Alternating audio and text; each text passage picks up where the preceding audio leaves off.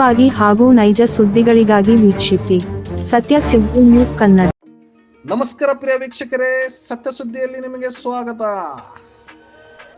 ಜನಸಾಮಾನ್ಯರ ತೆರಿಗೆ ದುಡ್ಡು ಹಾಳು ಮಾಡುತ್ತಾ ಇದ್ದಾರೆ ಅಧಿಕಾರಿಗಳು. ದಾವಣಗೆರೆ ಜಿಲ್ಲೆಯ ಹರಿಹರ ನಗರದಲ್ಲಿ 16 ಯೋಜನೆಗಳು ನೆಲವುದಿಗೆ ಬಿದ್ದಿದೆ. ಹೌದು ವೀಕ್ಷಕರೇ, ಇದು ತಾವು ನೋಡುತ್ತಿರುವುದು ಹರಿಹರ ನಗರದ ತುಂಗಭದ್ರಾ ನದಿಯ ಹಳೆ ಮತ್ತು ಹೊಸ ಸೇತುವೆ. ಇಂದು ರಾತ್ರಿ 9:30ಕ್ಕೆ ದೃಶ್ಯಗಳು ಅವಶ್ಯಕತೆ ಇರುವ ಕಡೆ ಬೀದಿ ದೀಪಗಳು ಅಳವಡಿಸಬೇಕಾಗಿತ್ತು. ಆದರೆ ಹೊಸ ಸೇತುವೆ ಬಿಟ್ಟು ಹಳೆ ಸೇತುವೆ ಕಡೆ ಅಳವಡಿಸಿದ್ದಾರೆ. ಯಾಕೆ? ವರದಿ ಸೈಯದ್ ಇರ್ಫಾನ್, ಸತ್ಯ ಸುದ್ದಿ ನ್ಯೂಸ್ ಕನ್ನಡ, ಹರಿಹರ.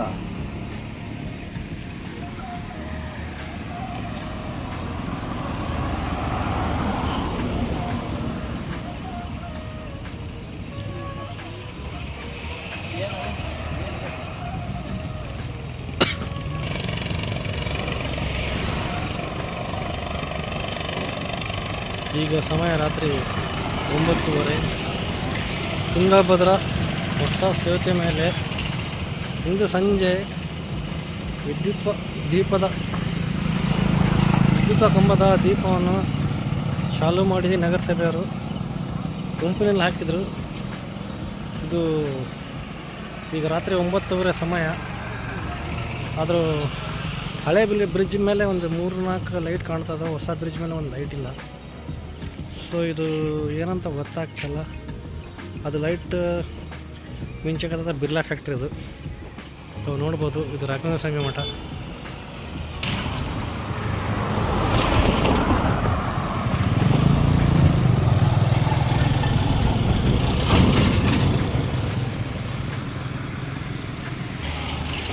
ಇದು ತುಂಗಭದ್ರಾ ಹೊಳೆಯ ದೃಶ್ಯ. ಇದು ಬ್ರಿಡ್ಜಿನ ಕಾಣ್ತಾರೆ, ಗೊತ್ತಿಲ್ಲ.